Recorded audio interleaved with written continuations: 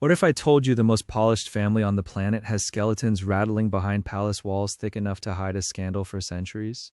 Not rumors from tabloids, not palace gossip whispered over afternoon tea, but documented history, leaked letters, and buried records the crown hoped would stay buried forever. You probably think you know the royal family, the weddings, the waves, the corgis trotting behind Queen Elizabeth like a fuzzy honor guard. But here's the uncomfortable truth. Behind every polite smile and every perfectly ironed sash is a story they really didn't want taught in school. Kings who vanished under suspicious circumstances. Queens accused of unspeakable betrayals. Princes tangled in scandals that could make a soap opera writer blush. Money quietly funneled through offshore accounts. Secrets about war, about bloodlines, about people erased from official portraits because their existence was simply inconvenient. So before we start uncovering 50 of these buried royal secrets, do me a favor. Hit that subscribe button and smash the like, because the algorithm loves cat videos a lot more than it loves centuries-old scandal, and I need your help getting this history in front of more curious minds. Now get comfortable, because we're about to dig through crowns, castles, and cover-ups that would make even the most seasoned palace insider nervous. Let's start at the very top with a secret so old, so deliberately buried, that most people walking past Buckingham Palace today have absolutely no idea it happened. Let's start with something so basic, most people never even question it. The name itself, the royal family's German surname. For over a century, the family we now call the Windsors didn't go by that name at all. Their official house name was Saxe Coburg and Gotha, a mouthful that traces directly back to Queen Victoria's marriage to Prince Albert. Albert wasn't British, he was a German prince from the Duchy of Saxe Coburg and Gotha, and when he married Victoria in 1840, he brought his family name into the very heart of the British monarchy. But the German connections didn't start with Albert. They stretched back even further, to 1714, when the House of Hanover took the British throne because a German-speaking prince happened to be the closest Protestant relative in the line of succession. So for 2 centuries, Britain's royal family had roots planted firmly in German soil, long before most of the public ever thought to question it. Victoria and Albert had 9 children, and those children married into royal houses across the continent. Their descendants sat on thrones in Germany, Russia, Spain, Greece, and beyond. By the early 20th century, Victoria had earned the nickname the Grandmother of Europe, and it wasn't exactly a compliment wrapped in warmth. It was a description of just how tangled and interconnected European royalty had become, almost entirely because of one family's German bloodline. For decades, this wasn't seen as scandalous. Royal families intermarrying across borders was standard practice, a way of cementing alliances and keeping bloodlines aristocratic. Nobody in Britain seemed particularly bothered that their king's family tree read like a German phone book. It was simply how European monarchy worked. But history has a way of turning old arrangements into liabilities, and this particular arrangement was about to become a serious problem. As the 20th century rolled forward, Europe's alliances shifted, tensions rose, and Britain found itself edging toward war with the very country its royal family's name was rooted in. Having a monarch whose official house name sounded distinctly German was fine during peacetime. It was an entirely different story once German soldiers were the enemy across the trenches. The stage was being set for one of the most deliberate identity makeovers in royal history, and it's exactly where our next secret begins. Which brings us to the creation of the House of Windsor. In 1917, Britain was 3 years into World War I, and anti-German sentiment across the country had reached a boiling point. German Zeppelins were bombing London. British soldiers were dying by the tens of thousands fighting German forces. And sitting on the British throne was King George V, whose official family name was still, awkwardly, Saxe Coburg and Gotha. The optics were becoming a genuine crisis. Newspapers and members of the public began openly questioning why their monarch carried a German name during a war against Germany. Some rumors, likely exaggerated but revealing of the mood at the time, claimed the king had German sympathies or divided loyalties. George V understood exactly how dangerous this perception could become for the monarchy's survival. So in July of 1917, he issued a royal proclamation changing the family name from Saxe Coburg and Gotha to Windsor, taken from Windsor Castle, one of the most iconic and unmistakably English royal residences in the country. It wasn't just the surname that changed. Other relatives with German-sounding titles quietly rebranded as well. The Battenberg family became the Mountbattens. The Tech family became the Cambridges. Practically overnight, an entire branch of European nobility scrubbed away its German identity and repackaged itself as thoroughly patriotically British. Some historians describe this as one of the most successful public relations moves in royal history, a rebrand so effective that most people today have no idea the name Windsor is barely older than 100 years. Kaiser Wilhelm II, Britain's wartime enemy and George VII's own cousin, reportedly joked that he'd like to see a performance of The Merry Wives of Saxe Coburg and Gotha, a dry jab at his relative's sudden identity switch. The rebrand worked. The monarchy survived the war with its image intact, its Englishness reinforced, and its German roots tucked quietly out of public view. But changing a name doesn't change a bloodline, and that bloodline was about to reveal something far more consequential than awkward optics. Which leads us to Queen Victoria's hemophilia legacy. Victoria, it turns out, carried a genetic mutation for hemophilia, a blood disorder that prevents proper clotting, and as her many children married into royal families across Europe, they carried that mutation with them. Her son Leopold suffered from the disorder himself and died at just 30 years old following a fall. Several of her daughters and granddaughters turned out to be carriers, unknowingly passing the condition into the royal bloodlines of Spain, Germany, and Russia. The most famous case involves Tsarevich Alexei of Russia, heir to the Russian throne, who inherited hemophilia through his mother, Alexandra, one of Victoria's granddaughters.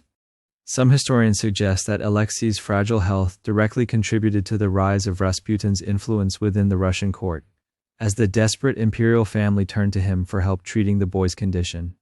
Whether that influence helped destabilize the monarchy in the years leading up to the Russian Revolution remains a topic of historical debate rather than settled fact. What is clear is that Victoria's genetics quietly shaped the health, and in some interpretations the political fate, of multiple European royal houses long after she was gone. Which brings us to a scandal that shook the monarchy to its core less than 2 decades after the Windsor rebrand. Edward VIII's abdication. In December of 1936, King Edward VIII did something no reigning British monarch had ever done. He walked away from the throne entirely, and he did it for love. Well, love and an American divorcee named Wallis Simpson. Edward had become king just months earlier, in January of 1936, following the death of his father George V. He was charismatic, modern, and wildly popular with the public. He was also completely infatuated with Wallis Simpson, a twice-divorced American socialite who was, by the standards of the time, about as scandalous a romantic partner as a British monarch could possibly choose. The problem wasn't just that she was American. The problem was the divorces. As king, Edward also held the title of Supreme Governor of the Church of England, and the church at that time didn't recognize divorce, especially not for someone whose former spouses were still alive. Marrying Wallis Simpson wasn't simply a personal choice. It was a direct collision between the monarch's private desires and the institutional role he was sworn to uphold. Prime Minister Stanley Baldwin made it clear that the government would not support the marriage. The Church of England made it clear it wouldn't either. Edward was given options: give up Wallis or give up the throne. He chose Wallis. On December the 11th, 1936, Edward signed the instrument of abdication, and later that evening delivered a now famous radio address explaining that he found it impossible to carry the heavy burden of responsibility without the help and support of the woman he loved. His younger brother Albert took the throne as King George VI, a role he'd never trained for and reportedly never wanted. Edward became the Duke of Windsor. He married Wallis Simpson the following year in France, and the two lived out much of the rest of their lives largely outside Britain, both socially sidelined by the very institution he'd once led. And speaking of institutions flexing their power over a monarch's personal life, let's talk about just how exposed the whole system became during that crisis. The 1936 constitutional crisis, what Edward's abdication revealed, wasn't just a personal drama. It exposed something much bigger about the actual limits of royal power in modern Britain. Many people assumed the king could simply do as he pleased. He couldn't. The crisis made painfully clear that the monarch's authority depended entirely on the approval of the elected government and the established church, not on personal will alone. Prime Minister Baldwin essentially told Edward that if he married Wallis Simpson against the government's wishes, the government would resign, triggering a constitutional emergency. The Dominions, including Canada, Australia, and South Africa, also weighed in, with several signaling they wouldn't accept Wallis Simpson as queen. Edward technically ruled over all of them, and yet he needed their political blessing to marry the woman he loved. That's not the kind of unchecked authority most people imagine when they picture a king. The Church of England's stance mattered just as much. As the monarch was head of the church, marrying a divorcee directly contradicted the institution's religious teachings at the time. Edward was boxed in from every direction, government, empire, and church, all refusing to bend. The crisis forced Britain to publicly grapple with a question it usually avoided asking out loud. How much power does the monarch actually have? The answer, it turned out, was less than most people assumed. It set an early 20th century precedent that the monarchy exists within firm institutional boundaries, no matter how much personal desire pushes against them. And speaking of Edward's post-abdication years raising far more uncomfortable questions than his romance ever did, there's the matter of some deeply controversial wartime documents, the Marburg Files. After Germany's defeat in World War II, Allied forces recovered a massive trove of captured German government records, some of which became known as the Marburg Files. Among them were documents suggesting that Edward, by then the Duke of Windsor, had contact with Nazi officials and reportedly expressed views sympathetic toward reaching some kind of accommodation with Germany. Some interpretations of the files suggested Nazi officials believed Edward could potentially be restored to the throne under a negotiated peace, with Germany viewing him as a useful figure. It's important to say clearly that historians remain divided on how seriously to take these documents. Some view them as evidence of genuinely troubling sympathies. Others argue the Nazis exaggerated or misrepresented Edward's actual positions to serve their own propaganda purposes. Winston Churchill was reportedly so uneasy about the political damage these files could cause that he pushed to delay their public release for years after the war. When portions were eventually published in the 1950s, the British government attached statements distancing the monarchy from their contents. Edward always denied any disloyalty to Britain, and no definitive evidence has ever proven he actively collaborated with Nazi Germany. What remains is a murky historical episode, one where the full truth may never be entirely settled, but where a former king's wartime conduct still raises questions historians continue debating today. And speaking of royals whose wartime associations raised uncomfortable questions, Prince Philip's own family tree came with plenty of complicated German connections. Prince Philip's German relatives. Prince Philip was born Prince Philip of Greece and Denmark in 1921, but his extended family had deep roots in Germany, the kind of roots that became politically awkward once the 20th century took the turns that it did.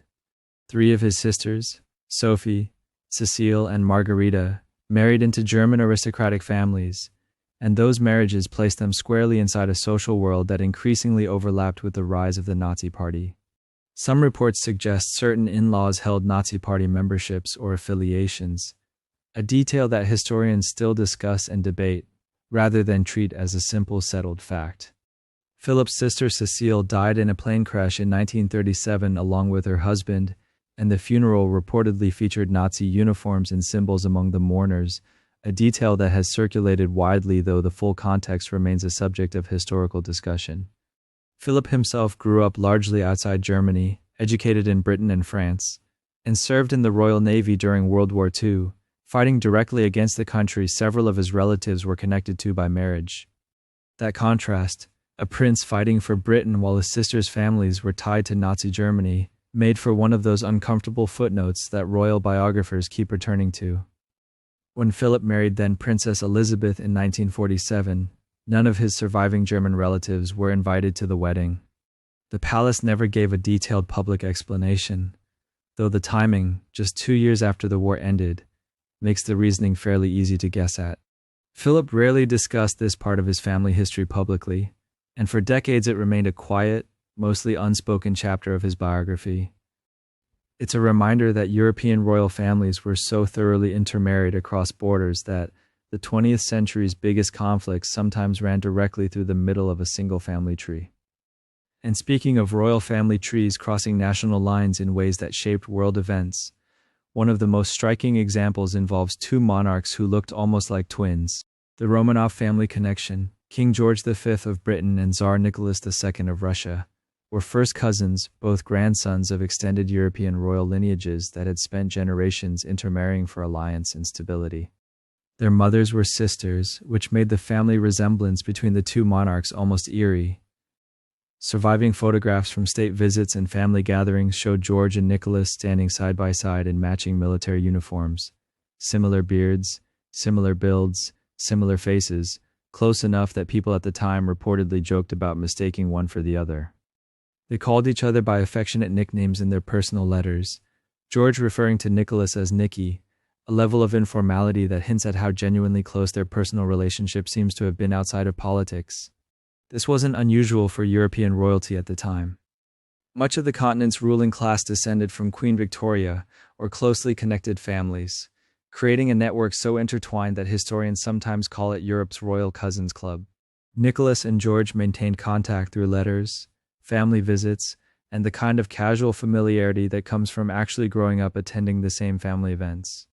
But cousinship didn't guarantee political alignment forever, and by the time World War I broke out, these same closely related monarchs found themselves leading nations locked in direct conflict with one another. The personal warmth between George and Nicholas didn't stop the war, and it certainly didn't stop what came next for the Russian branch of the family. Their resemblance and their friendship make what eventually happened to the Romanovs feel even more unsettling in hindsight. And speaking of that friendship being tested when it actually mattered most, Britain's response to the Romanovs' final crisis remains one of the more debated royal decisions in modern history. The Romanov asylum decision. As the Russian Revolution escalated in 1917, Tsar Nicholas II and his family found themselves in mounting danger, stripped of power and increasingly at the mercy of a revolutionary government that saw them as a symbol of everything it wanted to destroy. Initial discussions reportedly took place about the family finding refuge in Britain, and King George V's government reportedly considered the request from his own cousin. What happened next remains genuinely debated among historians. Some accounts suggest the British government grew concerned that offering asylum to the Romanovs could inflame anti-monarchist sentiment at home, particularly given wartime hardships and growing sympathy for revolutionary ideas among segments of the British public. Others point to logistical and safety concerns about actually extracting the family from revolutionary Russia. Whatever the exact mix of reasons, asylum was ultimately not extended, and the Romanov family remained in Russia under increasingly dangerous conditions. In July of 1918, Nicholas, his wife Alexandra, and their 5 children were executed by Bolshevik forces in Yekaterinburg. The decision not to offer refuge has remained a subject of historical scrutiny ever since, with some historians framing it as a moment where political caution outweighed family loyalty, and others cautioning against reading the decision with the unfair benefit of hindsight. George V reportedly expressed private grief over his cousin's fate, though the full extent of his personal regret has never been definitively documented in public records. It's one of those historical moments where royal correspondence, political pressure, and revolutionary chaos collided, leaving behind a decision that historians still argue about, and a family resemblance in old photographs that now reads a lot more like tragedy than coincidence. And speaking of royal family members whose public image sometimes hides a genuinely surprising personal history, Queen Elizabeth II's own wartime record is one of those details that tends to catch people off guard. Queen Elizabeth II's wartime service. In 1945, with World War II still raging in its final months, 18-year-old Princess Elizabeth insisted on doing something that royal advisors reportedly weren't thrilled about. She wanted to serve.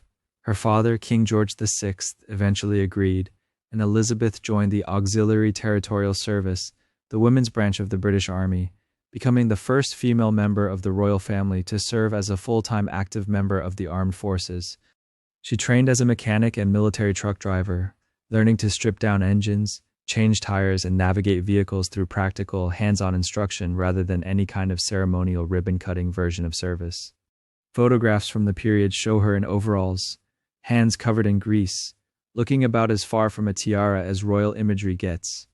She reportedly earned the rank of honorary junior commander, and trained specifically in vehicle maintenance and driving, skills that were considered valuable given the labor shortages the war had created.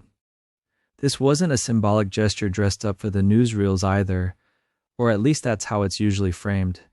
She completed the training alongside other young women, following the same instruction and expectations as anyone else in the program, which for a future monarch was a fairly unusual experience of ordinary military structure. Some historians point out that the palace saw genuine public relations value in the moment too. A young princess getting her hands dirty for the war effort was good for morale and good for the monarchy's image at a time when class resentment ran high. Both things can be true at once: genuine service and a genuinely useful public narrative.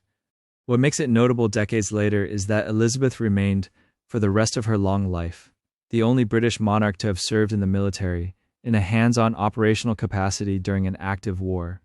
She reportedly retained her mechanical knowledge long after the war ended, and stories circulated for years about her being able to diagnose basic engine trouble, a strange little skill for someone who spent the rest of her life being driven everywhere by professional chauffeurs.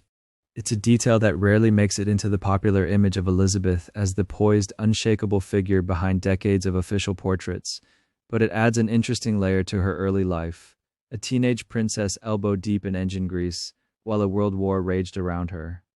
And speaking of moments where a royal figure had to work through something deeply personal, while an entire nation was watching, King George VI's private struggle with public speaking became one of the more quietly dramatic stories connected to the crown. George VI's stammer. George VI, Elizabeth's father, struggled for most of his life with a severe stammer, a speech impediment that made public appearances and formal addresses a source of significant personal anxiety. This was particularly difficult given that his role increasingly required him to speak publicly, especially once radio broadcast became an essential tool for a monarch trying to connect directly with the public. George worked extensively with an Australian speech therapist named Lionel Logue, who used unconventional techniques, breathing exercises, relaxation methods, and painstaking repetition to help George manage his stammer well enough to deliver speeches with more confidence. Their relationship reportedly became genuinely close over years of work, extending beyond a typical professional arrangement into something more like real friendship, built on the kind of trust that comes from working through something intensely personal together. The pressure intensified dramatically when George's brother, Edward VIII, abdicated the throne in 1936, thrusting George into a role he hadn't expected or particularly wanted, one that came with far more public speaking obligations than he'd prepared for. His most famous challenge came with his radio address announcing Britain's entry into World War II in 1939, a speech that needed to reassure and steady an entire nation at a moment of enormous uncertainty. Reports suggest George prepared extensively with Logue beforehand, working through the specific challenging sounds and phrases in the speech to reduce the risk of a stammer disrupting the broadcast. The speech is often cited as a defining moment of his reign, a demonstration that he could rise to the moment despite a private struggle that, decades earlier, might have made such a public role feel impossible for him. This story became widely known to modern audiences largely through later dramatizations, which brought attention to a part of royal history that had previously stayed fairly private, tucked away in old radio archives and personal correspondence rather than headline coverage. And speaking of royal traditions that seem oddly straightforward until you actually look closely at them, there's a small but persistent detail about British monarchs that trips people up constantly: the monarch's 2 birthdays. British monarchs traditionally have 2 birthdays, their actual birth date and a separate official birthday celebrated publicly in the summer, typically in June. This tradition reportedly dates back to King George II in the 18th century, whose real birthday fell in the cold, unpredictable month of November, not exactly ideal weather for the elaborate outdoor military parades and public celebrations that traditionally mark a monarch's birthday. So the official celebration was shifted to summer, when better weather made large public events, parades, flypasts, and gatherings far more practical and far more enjoyable for the crowds expected to attend. This tradition continued through successive monarchs regardless of when their actual birthdays fell, becoming a fixed institutional practice rather than something tied to any individual ruler's personal preference. Queen Elizabeth II, born in April, celebrated her official birthday in June for her entire reign, marked by the Trooping the Colour ceremony, a major military parade that became one of the most recognizable royal events on the annual calendar. The distinction confuses plenty of people, especially those encountering the concept for the first time, since it's genuinely unusual for a public figure to have 2 separate, officially sanctioned birthday dates functioning simultaneously without any contradiction. It's one of those small institutional quirks that reveals how much of royal tradition is built around practical convenience dressed up in the language of ceremony and history, weather planning disguised as centuries-old tradition. And speaking of institutional quirks that reveal how much of royal life is governed by rules most people have never heard of, there's an entire piece of legislation that controlled who royals were even allowed to marry, and it lasted far longer than you'd expect. The Royal Marriages Act. Starting in 1772, King George III pushed through a law requiring descendants of King George II to obtain the sovereign's permission before marrying, a rule that applied to an enormous and ever-expanding branch of the family tree. George III reportedly created the act after two of his own brothers married commoners without royal approval, marriages he considered scandalous and beneath the dignity of the family, prompting him to legally ensure it wouldn't happen again without his say-so. The law meant that for generations, royal descendants, even fairly distant ones, technically needed formal consent from the reigning monarch before their marriages could be considered legally valid, which created some genuinely awkward situations over the centuries. Some historians point out that the act wasn't just about protecting royal dignity. It also functioned as a political tool, giving the monarch direct control over alliances formed through marriage at a time when such unions still carried real diplomatic weight. Descendants who married without permission risked having their marriages declared void under British law, a consequence that sounds almost unbelievable by modern standards, though it reportedly happened in a handful of documented cases over the law's long history. The rule technically applied to hundreds of people scattered across Europe by the 20th century, many of whom had only the loosest connection to the British throne and likely had no idea a centuries-old law still governed their wedding plans. Because the act covered all descendants of George II, regardless of how far removed they were, it created a strange bureaucratic reality where minor royals living ordinary lives abroad were technically bound by British parliamentary approval to marry. The law remained in force for nearly 250 years, a strange bit of legislative permanence given how much else about the monarchy changed during that stretch of history. It wasn't formally repealed until 2013, when reforms replaced it with a far narrower requirement limited to just the first 6 people in line to the throne, a dramatic scaling back of a rule that had once applied to an entire sprawling dynasty. The change reflected a broader modern effort to bring royal legal structures more in line with contemporary expectations, trimming away rules that had outlived their original purpose by centuries. And speaking of reforms that finally caught royal law up to modern sensibilities, one of the biggest changes in recent memory dealt directly with how the line of succession itself actually works. The Succession to the Crown Act. For centuries, the British monarchy operated under a system called male preference primogeniture, meaning that sons were placed ahead of their older sisters in the line of succession, purely because of gender, regardless of birth order. This meant that even a firstborn daughter could be bumped down the succession list the moment a younger brother came along, a rule that had shaped royal inheritance for hundreds of years without much formal challenge. In 2013, the British government passed the Succession to the Crown Act, a piece of legislation that finally ended this practice for royals born after October of 2011, replacing it with straightforward birth order succession regardless of gender.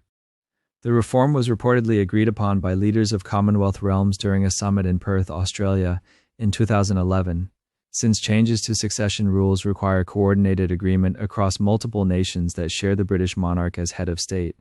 The timing wasn't accidental either. The law was pushed through partly because Prince William and Kate Middleton were expecting their first child, and officials wanted the new rules in place before anyone knew whether that child would be a future king or a future queen.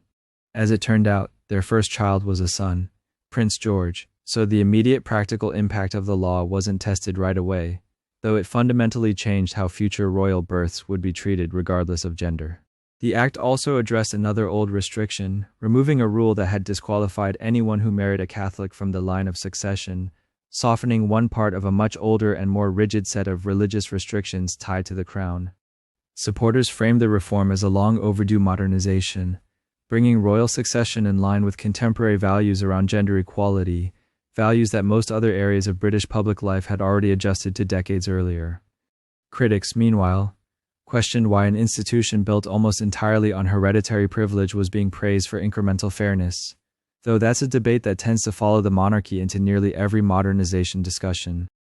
Either way, the law marked one of the more significant legal changes to how the succession actually functions, even if its full effects will only really become visible generations from now. And speaking of religious restrictions that remain baked into the monarchy despite centuries of reform elsewhere, there's one rule that the Succession to the Crown Act didn't touch at all: Catholics and the Crown. Under British law, the reigning monarch cannot be Catholic, a restriction that traces back to the Act of Settlement of 1701 and remains firmly in place today.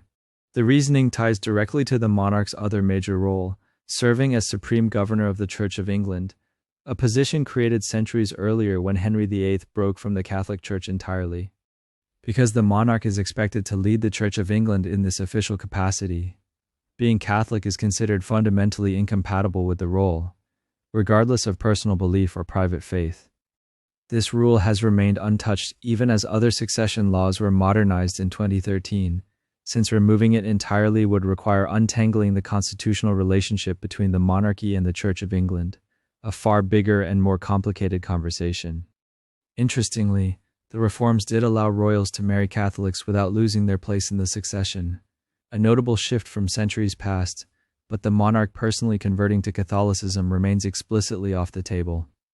Some critics have argued this rule feels increasingly out of step with modern Britain, a country that's grown significantly more religiously diverse and secular over the past several decades, while the monarchy remains legally tied to one specific denomination.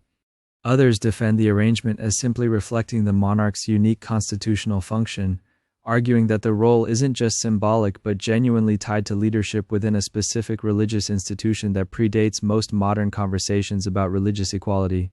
There have been occasional calls to reform or remove the restriction entirely, treating it as an outdated holdover from a very different era of English religious conflict, though no serious legislative effort has managed to gain traction so far. For now, the rule stands as one of the more quietly persistent pieces of religious law still shaping who can and cannot sit on the British throne, a detail that surprises plenty of people once they actually learn how specific and deliberate the restriction really is. And speaking of laws that quietly shape the monarchy without most people ever noticing, there's an entire unwritten rulebook governing how the sovereign is supposed to behave politically, and it's arguably one of the most important constitutional principles in the entire system. The monarch's political neutrality. On paper, the king or queen holds an enormous amount of formal power. They appoint the prime minister, they open parliament, they technically have to sign off on new governments before those governments can function. But in practice, the monarch is expected to stay almost entirely out of politics, acting on the advice of ministers rather than expressing personal opinions or preferences about who should be running the country. This convention developed gradually over centuries, as the monarchy's real political power slowly transferred to parliament, leaving the sovereign with what's often described as a symbolic or ceremonial role, rather than an active decision-making one. The idea is that the monarch reigns, but doesn't rule, appointing whichever party leader can command a majority in the House of Commons, regardless of personal feelings about that leader or their policies. This neutrality isn't actually written into a single formal law. It's more of an accumulated tradition, built up through generations of royal restraint, political precedent, and a general understanding that the monarchy's survival depends on staying above the fray of partisan conflict. Some historians argue this neutrality is precisely why the British monarchy has managed to survive as long as it has, while other European monarchies collapsed under the weight of political controversy. By staying quiet, the theory goes, the monarch avoids becoming a target for one political faction or another.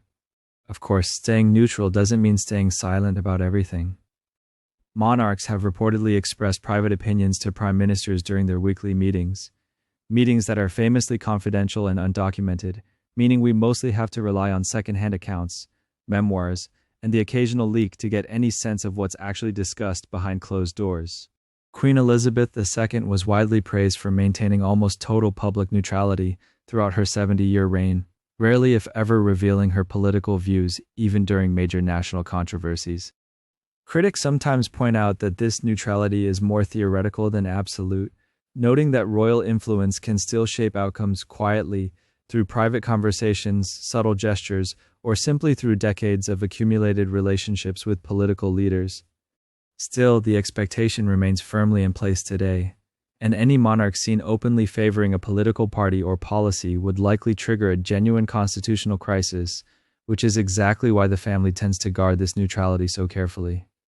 And speaking of formal powers that exist mostly on paper but rarely get exercised in practice, there's one royal power so significant that without it, no law in the United Kingdom could exist at all.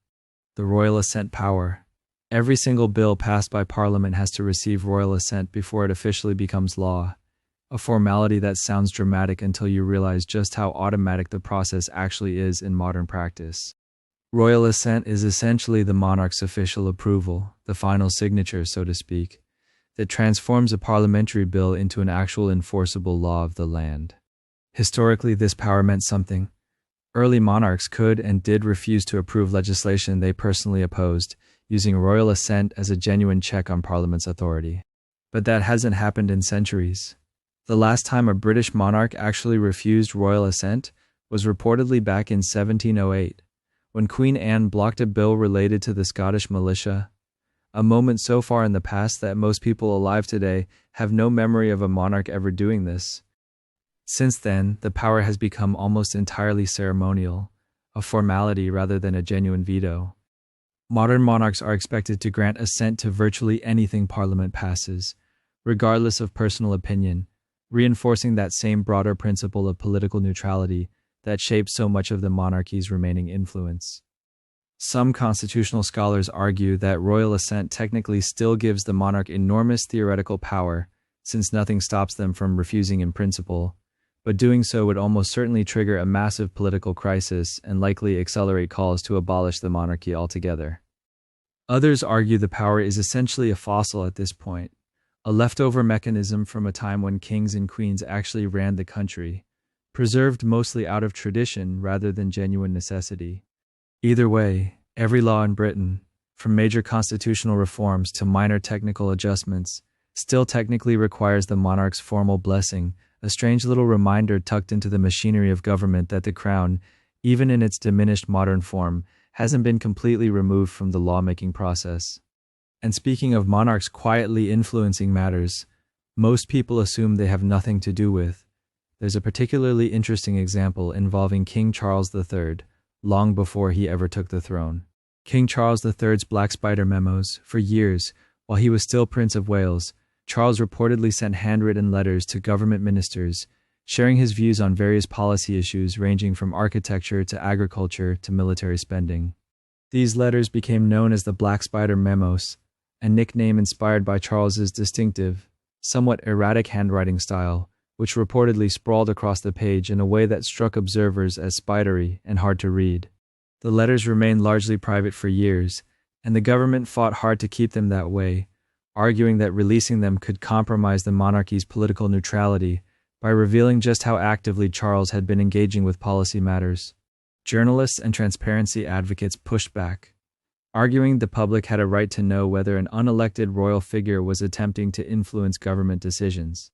After a lengthy legal battle that dragged on for years, some of the memos were finally released in 2015, following a Supreme Court ruling that rejected the government's attempt to block their disclosure.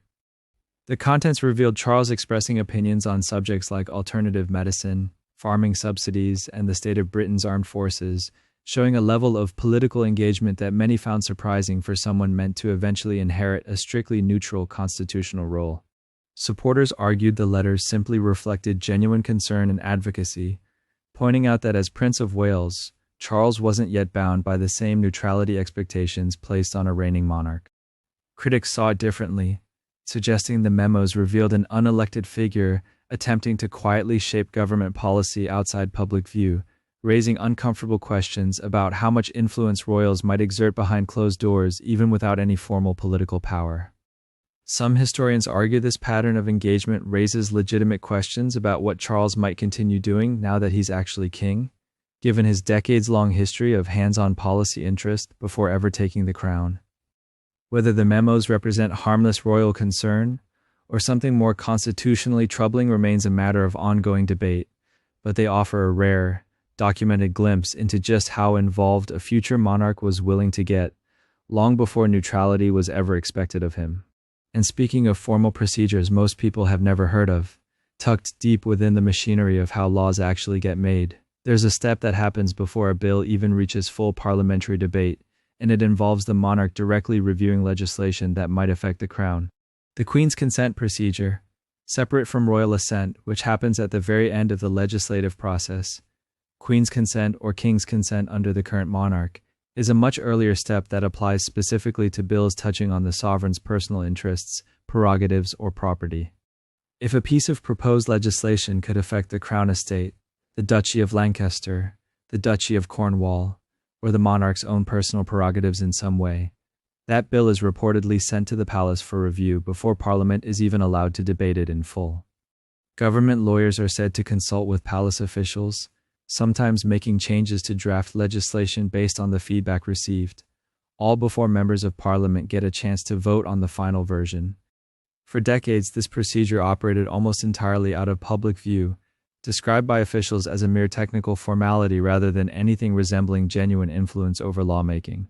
That changed somewhat in 2021, when investigative journalists uncovered documents suggesting the procedure had, at times, been used to secure changes to legislation that directly benefited royal financial interests, including reported involvement in shaping a bill related to how the royal family's private wealth would be disclosed to the public. The palace has consistently maintained that this consent process is purely a constitutional courtesy, with no substantive impact on the content of legislation, and that any suggestion the monarchy is quietly editing laws behind closed doors misrepresents how the process actually functions. Critics disagree, arguing that even the appearance of an unelected royal household reviewing and potentially shaping legislation before elected lawmakers even see it raises serious questions about transparency and democratic accountability. Some constitutional experts point out that because these consultations happen privately, with limited public documentation, it's genuinely difficult to know how much actual influence has been exerted over the centuries this procedure has quietly existed. Others argue it's simply an outdated formality that survives mostly because nobody has bothered to formally abolish it, much like royal assent itself. Whatever the truth, the Queen's consent procedure remains a rarely discussed but constitutionally significant example of how the monarchy's fingerprints can appear on legislation long before the public or press ever gets a chance to weigh in. And speaking of royal finances operating quietly outside the normal machinery most people associate with the monarchy, there's an entire private estate that generates income for the sovereign completely separate from taxpayer funding. The Duchy of Lancaster, established all the way back in 1265, the Duchy of Lancaster is a large private estate consisting of land, property, and various commercial investments spread across England and Wales, all managed on behalf of the reigning monarch. Unlike the Crown Estate, which technically belongs to the nation, and whose profits go to the treasury in exchange for the sovereign grant, the Duchy of Lancaster's profits go directly and personally to the monarch, providing what's often described as a private income source, largely independent of public funding or parliamentary oversight. The duchy includes farmland, historic buildings, commercial properties, and even mineral rights across roughly 18,000 hectares of land, generating millions of pounds in annual revenue that the monarch can use largely as they see fit. Queen Elizabeth II reportedly used duchy income to cover personal and family expenses not covered by official public funding, and King Charles III continues that same arrangement today. Because the duchy operates as a private estate rather than a public body, it has historically faced far less scrutiny than the Crown Estate, leading some critics to argue that it represents a significant and underexamined source of royal wealth hiding in plain sight. Reports have surfaced over the years questioning whether the duchy pays appropriate taxes, given its unusual legal status as neither fully private nor fully public, with the monarchy maintaining that voluntary tax payments are made despite the estate's technical exemptions. Supporters of the arrangement argue the duchy simply reflects centuries of established property law and shouldn't be treated with suspicion just because it predates modern transparency standards. Critics counter that an income stream this large, generated partly from public land use and largely shielded from full public accounting, deserves far more scrutiny than it typically receives. Either way, the Duchy of Lancaster remains one of the more financially significant, yet publicly obscure pillars supporting the modern monarchy's considerable wealth. And speaking of royal estates quietly generating enormous private income, there's a similar arrangement set up specifically for whoever happens to be next in line for the throne. The Duchy of Cornwall, created in 1337 by King Edward III for his son, The Duchy of Cornwall exists specifically to provide financial support for the heir apparent, meaning it currently belongs to Prince William following his father's ascension to the throne. Much like its Lancaster counterpart, the Duchy of Cornwall consists of a sprawling portfolio of land and property, spanning roughly 52,000 hectares across 20 counties, mostly concentrated in southwest England. Its holdings include farmland, residential properties, commercial real estate, and even some coastal and moorland areas, generating tens of millions of pounds in profit every year that goes directly to the Duke of Cornwall rather than into public coffers. King Charles III relied on Duchy of Cornwall income for decades while he was Prince of Wales, using it to fund both personal expenses and his household's official public duties, a practice that drew periodic criticism given the estate's unusual tax status. Like the Duchy of Lancaster, the Duchy of Cornwall is technically exempt from corporation tax and capital gains tax, though voluntary income tax payments have reportedly been made in recent decades following public pressure for greater transparency. Investigations by journalists have occasionally uncovered surprising revenue sources tied to the estate, including reported profits derived from leasing land to public institutions, and even, according to some reports, income connected to the estates of people who died without a will or known relatives, a legal quirk that some critics find genuinely uncomfortable. The palace maintains that all duchy income is used appropriately to fund official royal duties, and that the estate operates within full legal compliance.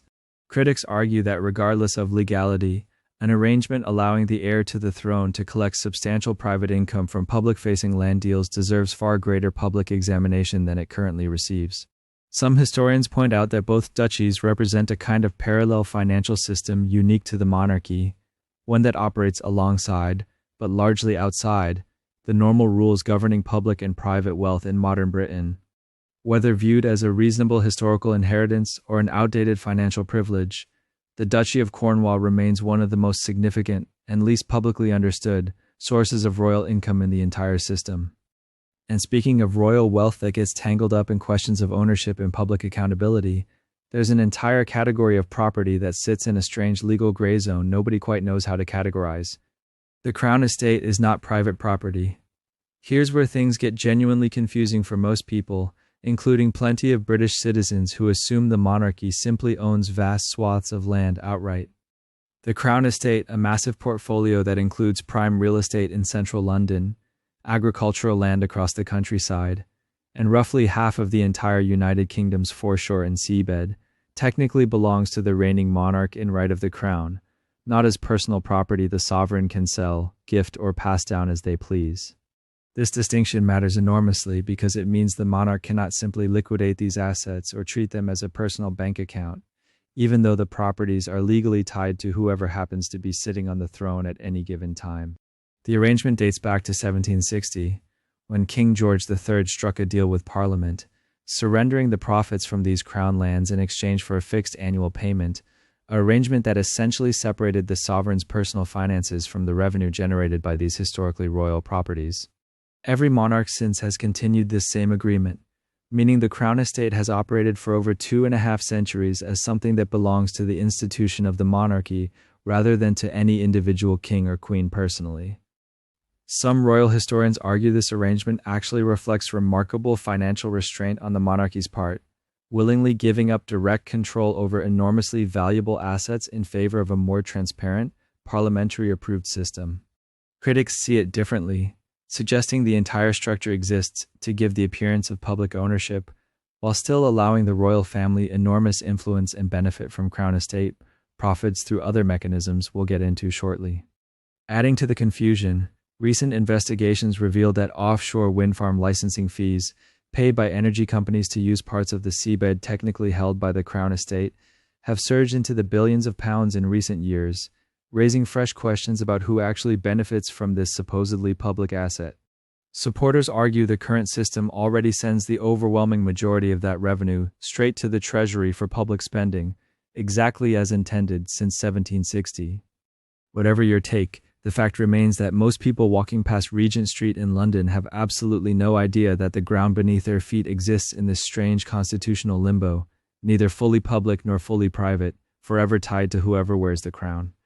And speaking of that same crown estate revenue eventually finding its way back toward the royal household in a roundabout sort of way, there's a modern funding mechanism specifically designed to formalize exactly how that happens. The sovereign grant. Introduced in 2012, replacing an older and more piecemeal system of royal funding, the sovereign grant provides public money for the monarch's official duties, and it's calculated using a formula tied directly to the profits generated by that same crown estate we just discussed. Under this arrangement, the Treasury calculates a percentage of the crown estate's profits from 2 years prior and hands that amount over to the royal household to cover expenses like staffing, property maintenance, official travel, and public engagements. When the system launched, that percentage sat at 15%, but it was temporarily increased to 25% in 2017, specifically to help fund a decade-long renovation project at Buckingham Palace, a decision that drew considerable public debate at the time. Because crown estate profits have grown substantially in recent years, partly thanks to those offshore wind farm deals mentioned earlier, the sovereign grant has ballooned alongside them, prompting renewed criticism from those who argue the funding formula essentially guarantees the royal family an ever-increasing windfall regardless of actual need. Buckingham Palace has defended the arrangement by pointing out that the money funds genuinely public functions, including maintaining historic palaces that technically belong to the nation and hosting state visits that serve official diplomatic purposes. Transparency advocates counter that the formula's direct link to crown estate profits creates an awkward incentive structure, where the royal household financially benefits every time crown estate revenue increases, even from something like renewable energy leases that have nothing to do with royal duties whatsoever. Parliament does technically review and approve the sovereign grant amount each year, giving elected officials some oversight over the process, though critics argue this review has historically been more of a formality than genuine scrutiny. Some constitutional reform groups have called for completely decoupling royal funding from crown estate profits entirely, suggesting a flat, independently reviewed budget would remove the appearance of an ever-growing entitlement tied to windfall energy profits. Others maintain the current system, whatever its quirks, still represents a reasonably transparent and parliamentary-approved method of funding a head of state, especially compared to how royal finances operated in earlier centuries. And speaking of royal finances that draw scrutiny specifically because of how they interact, or don't interact, with the ordinary tax system everyone else has to deal with, there's a particular arrangement that's evolved significantly over just the last few decades. The royal family's tax arrangement. Under long-standing constitutional convention, the sovereign is legally exempt from paying certain taxes, including income tax and capital gains tax, a privilege rooted in the ancient legal principle that the crown cannot be taxed by its own government. For centuries, this meant the monarch paid essentially nothing in personal taxes, regardless of how much private wealth or income flowed through royal hands, via the duchies or other sources. That changed rather suddenly in 1992, following a public relations disaster involving a devastating fire at Windsor Castle, and the government's initial plan to cover the repair costs entirely through taxpayer funds, sparking significant public backlash at a moment when many British citizens were struggling economically. In response to mounting criticism, Queen Elizabeth II announced in 1993 that she would begin voluntarily paying income tax and capital gains tax, despite remaining legally exempt from doing so, a decision widely seen as an attempt to repair the monarchy's public image during a particularly turbulent period. This voluntary arrangement has continued ever since, meaning the reigning monarch pays taxes not because the law requires it, but because doing otherwise would likely trigger enormous public criticism in an era of increasing transparency demands. King Charles III has continued this same voluntary practice, reportedly paying tax on personal income, including profits from the Duchy of Lancaster, even though the underlying legal exemption technically still exists untouched. Critics point out that because these payments remain voluntary rather than legally mandated, the public has no real way to verify exactly how much tax is actually being paid, since the royal household isn't required to publish detailed tax returns the way ordinary citizens or public companies must. Supporters argue that voluntarily paying tax at all, given the centuries-old legal exemption, demonstrates a reasonable good faith effort toward modern fiscal transparency.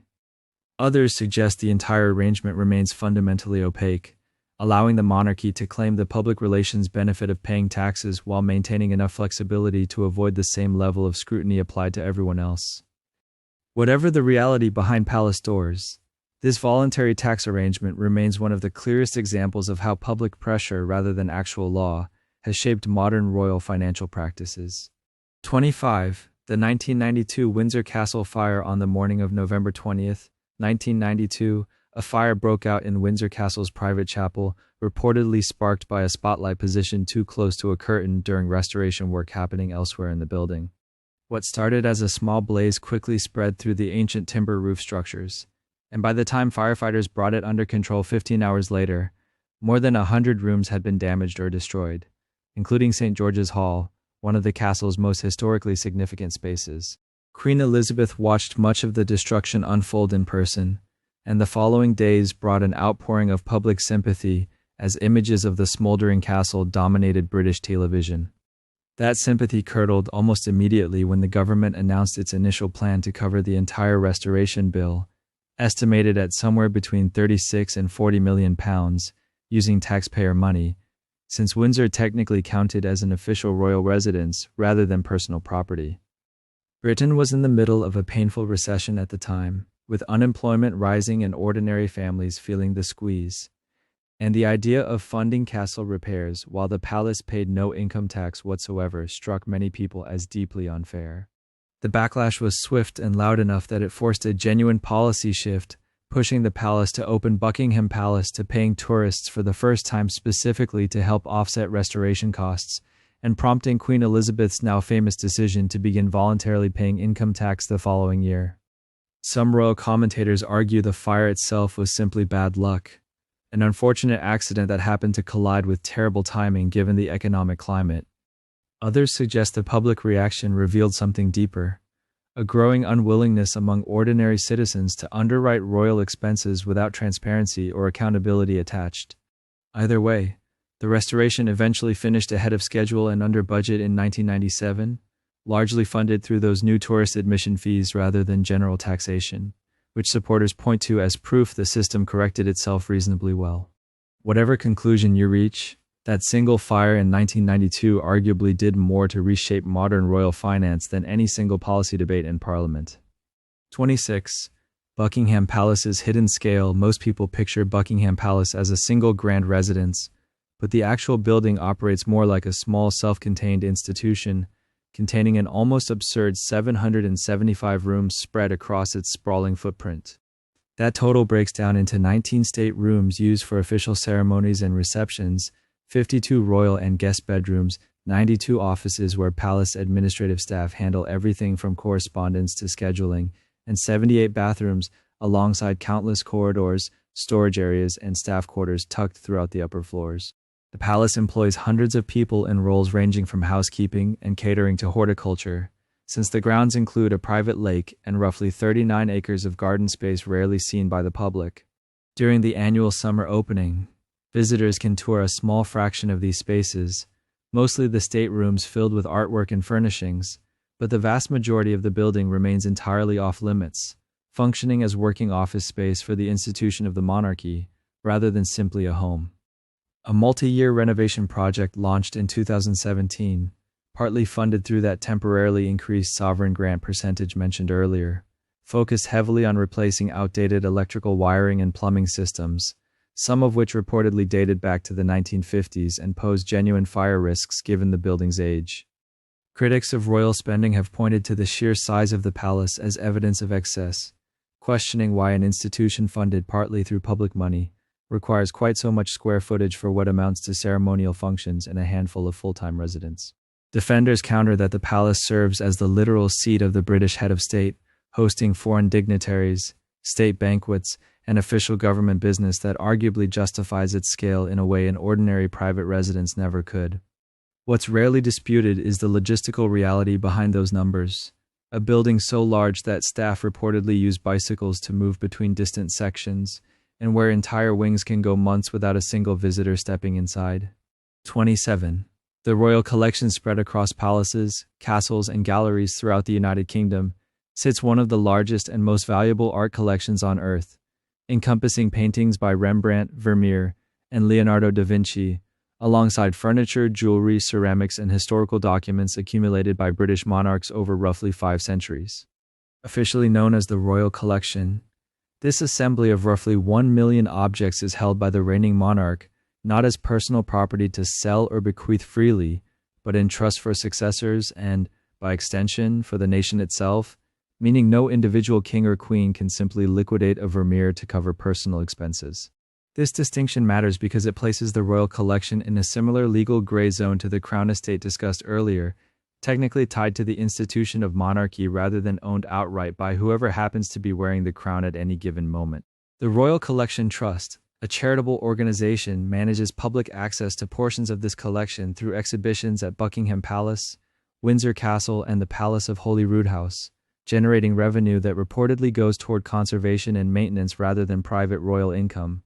Some art historians argue this arrangement represents responsible stewardship, ensuring irreplaceable historical treasures remain intact and publicly viewable, rather than scattered into private hands through sale or inheritance disputes. Others question why objects effectively belonging to the British nation remain under the sole curatorial and financial control of the royal household, rather than a fully independent public institution comparable to the National Gallery. Valuation estimates for the entire collection vary wildly, with some assessments placing its worth well into the billions of pounds, though the palace has historically resisted providing an official figure, arguing the pieces are effectively priceless and therefore impossible to accurately price.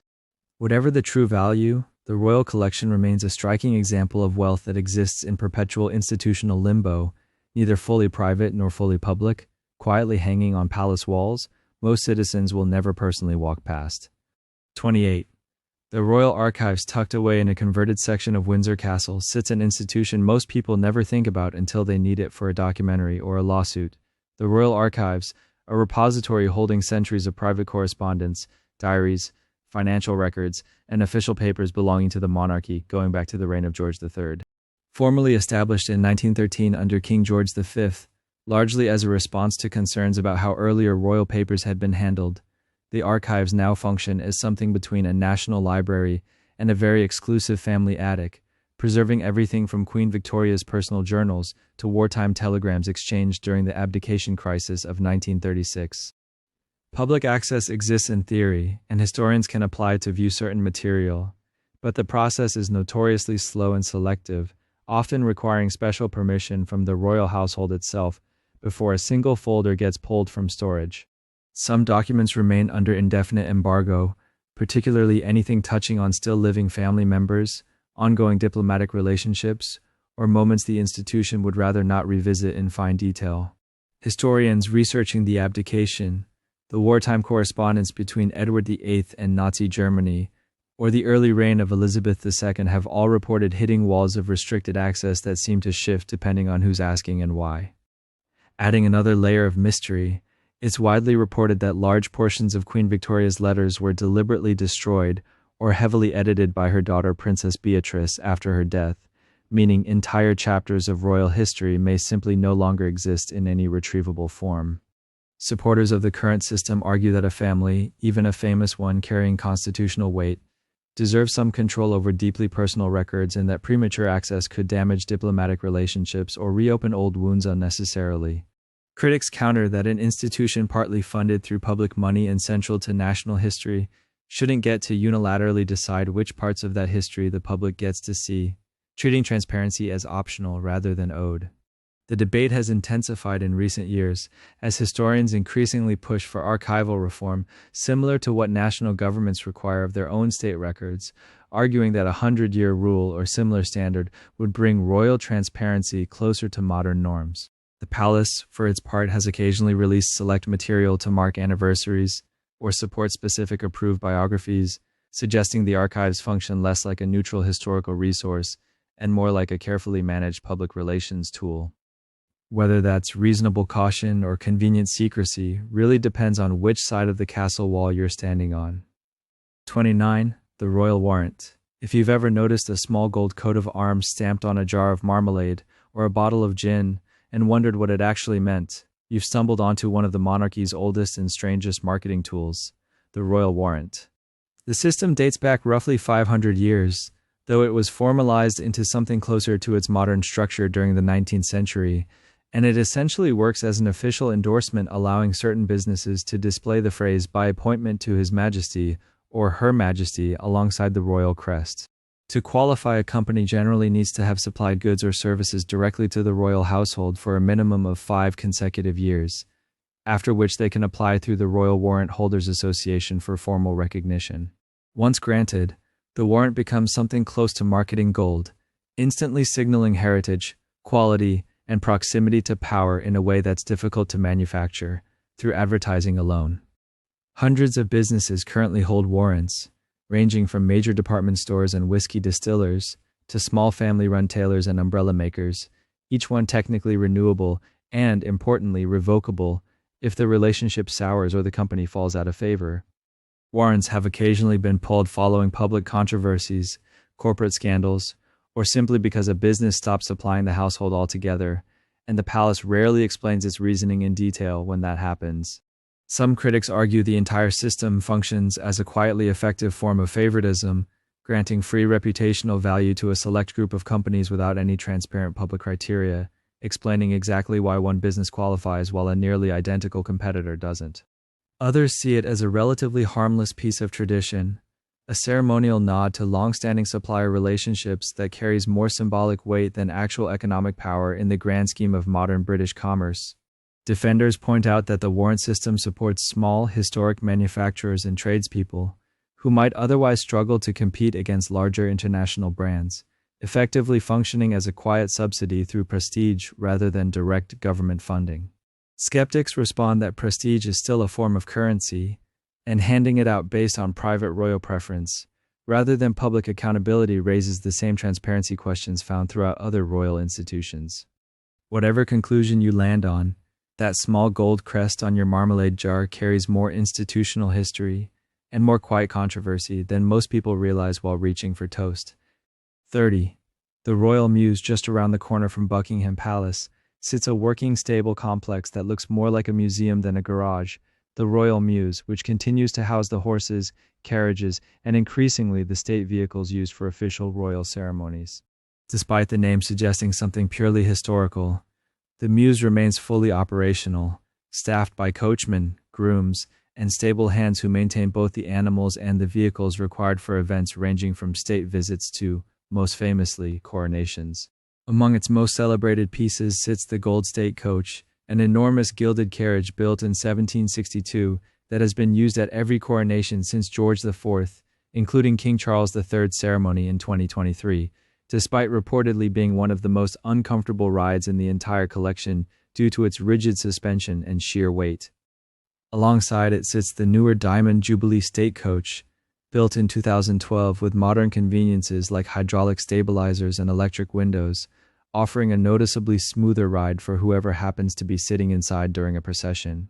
The Mews also maintains a fleet of horses specifically bred and trained for ceremonial work, along with historic vehicles and modern cars used for transporting royal family members and visiting heads of state during official functions. Portions of the complex are open to public tours, allowing visitors to walk through and view the carriages up close, which supporters argue provides valuable cultural and historical education while generating additional revenue through ticket sales. Critics, however, point to the ongoing cost of maintaining horses, carriages, and specialized staff, purely for ceremonial purposes, as another example of expense that seems increasingly difficult to justify against genuine modern security or transportation needs. Some royal commentators argue that ceremonial pageantry, like the Gold State Coach procession, is precisely what draws global tourism and media attention to the monarchy, generating economic returns that outweigh the relatively modest upkeep costs involved. Others suggest that continuing to fund elaborate horse-drawn ceremonies in an era of helicopters and armored vehicles reflects more about preserving image than practical necessity, keeping alive a spectacle mostly for its visual and symbolic power. The coronation of King Charles III reignited exactly this debate, with defenders calling the procession a rare unifying moment of national pageantry and critics questioning why taxpayers should help fund gilded carriages during a cost-of-living crisis. Either way, the Mews remains one of the few places where centuries-old tradition and modern royal logistics literally share the same building. 31. The Gold State Coach, still parked inside the Royal Mews, sitting there gleaming and enormous, is the single most photographed vehicle in British royal history, the Gold State Coach, and it turns out that being the most famous carriage in the world doesn't necessarily mean being the most pleasant one to ride in. Built in 1762 during the reign of George III, the coach was designed by William Chambers and constructed by Samuel Butler, featuring gilded carvings of tritons, cherubs, and crowns that make it look less like transportation and more like a piece of furniture that escaped a palace ballroom. The body alone weighs close to 4 tons, meaning it requires 8 horses simply to move it at a slow walking pace, which explains why it has never once been used for anything requiring speed, convenience, or basic comfort. Multiple monarchs over the centuries have reportedly complained about the ride itself, describing it as rough, jolting, and closer to being tossed around on rough seas than gliding gracefully down the mall in front of cheering crowds. William IV apparently compared the experience to riding a ship in a storm, which is not exactly the endorsement you'd expect for a vehicle literally covered in gold leaf and cherubs. There's no suspension system in the modern sense, no climate control, and certainly no soundproofing, meaning whoever sits inside experiences every bump, cobblestone, and uneven road surface in painfully vivid detail. Despite all that, the coach remains reserved almost exclusively for coronations, having carried monarchs to Westminster Abbey since the reign of George IV, most recently transporting King Charles III during his 2023 coronation procession. Some royal historians argue that keeping such an uncomfortable, wildly expensive vehicle in continuous ceremonial use says less about tradition and more about the monarchy's enduring commitment to spectacle over practicality.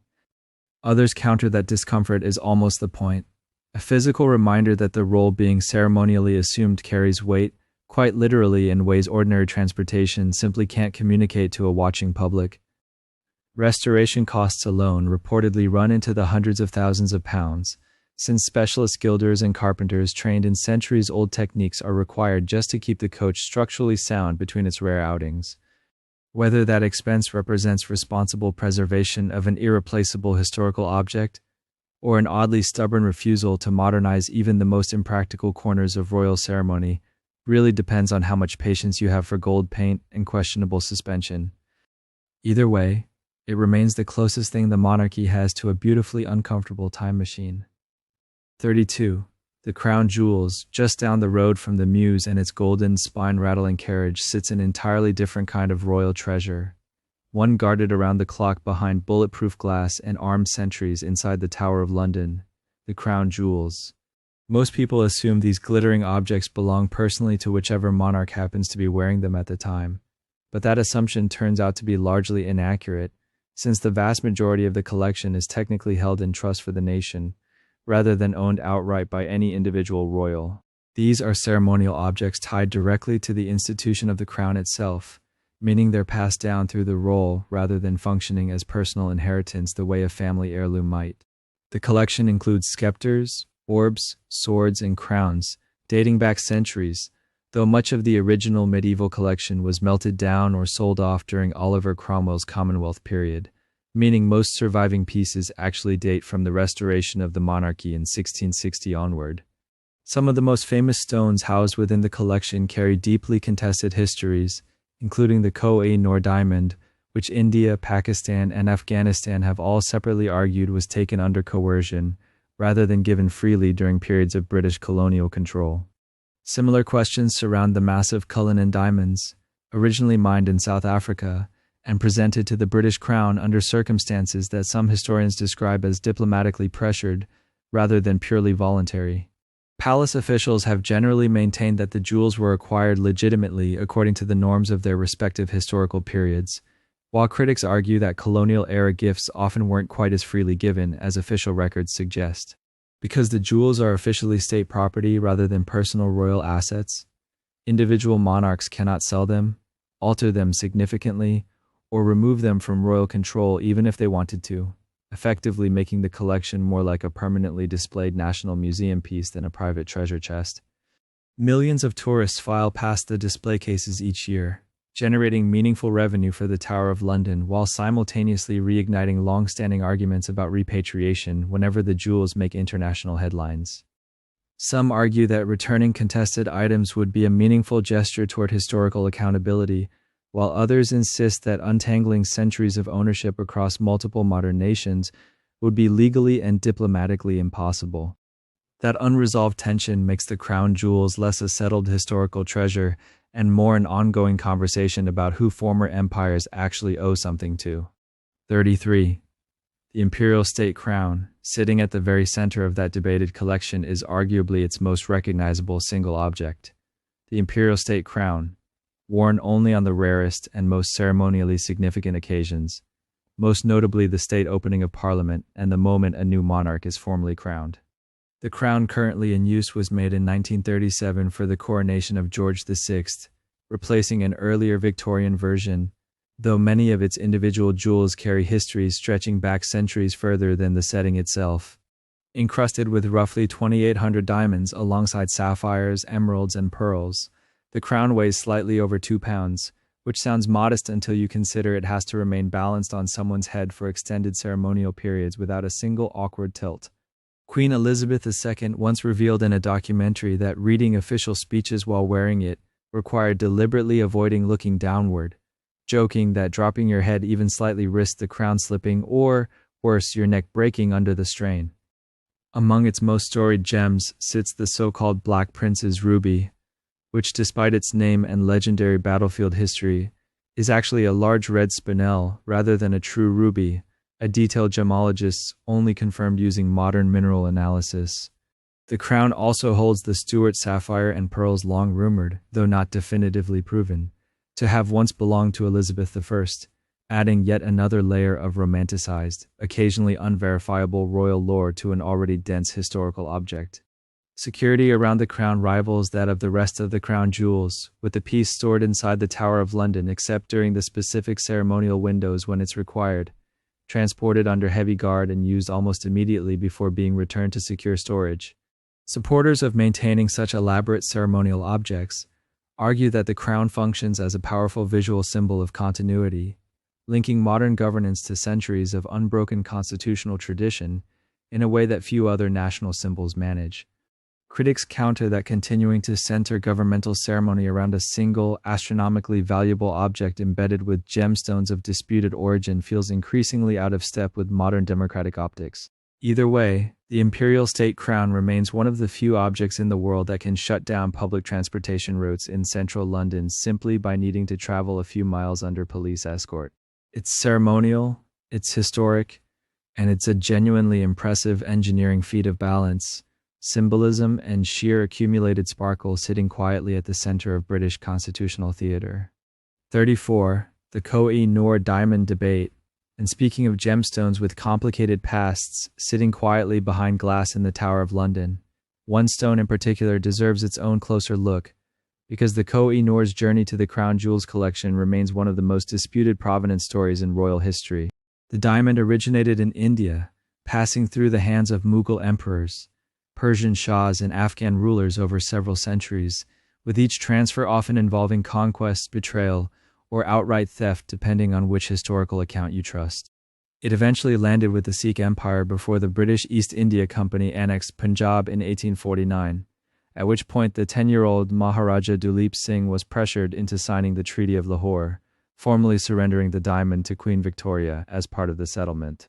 Whether that surrender counts as a legitimate transfer of property or a coerced seizure dressed up in legal paperwork depends entirely on who's telling the story, and historians on different sides of the debate rarely agree. Once in Britain, the stone was recut and reduced significantly in size to improve its brilliance according to Victorian tastes, later being set into crowns worn by several queens consort, including the one famously worn by the Queen Mother at the 1937 coronation. Since India's independence in 1947, the Indian government has periodically requested the diamond's return, arguing it was taken under conditions no modern legal system would recognize as fair or voluntary. Pakistan and Afghanistan have separately made their own competing claims, each pointing to different chapters of the stone's centuries-long journey as evidence of rightful ownership, which complicates any straightforward resolution considerably. British courts have consistently dismissed legal claims for restitution, generally citing the sheer historical distance involved and the impossibility of applying modern property law retroactively across multiple former empires.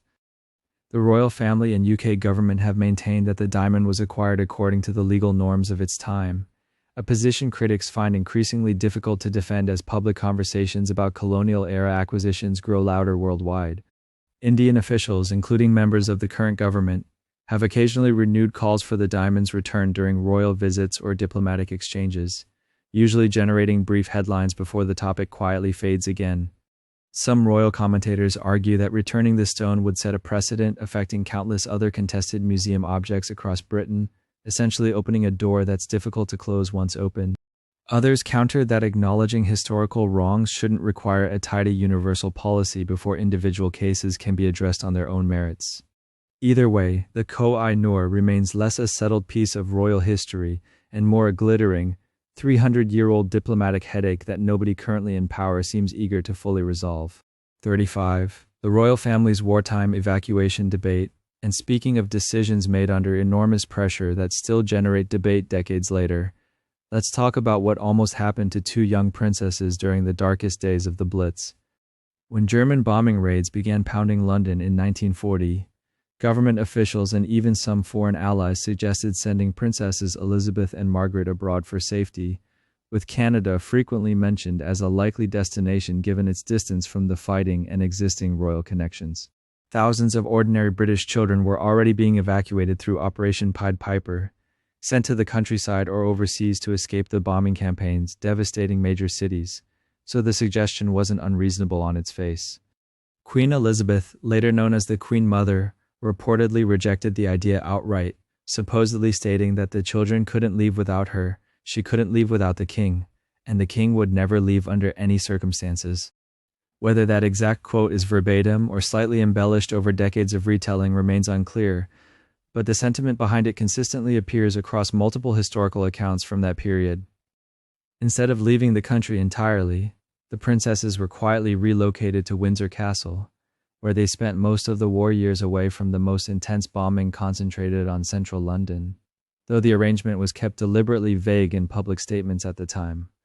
Buckingham Palace itself was bombed multiple times during the war, including one occasion when the king and queen were actually present in the building, narrowly avoiding injury, which only reinforced the decision to keep the family's movements less publicized.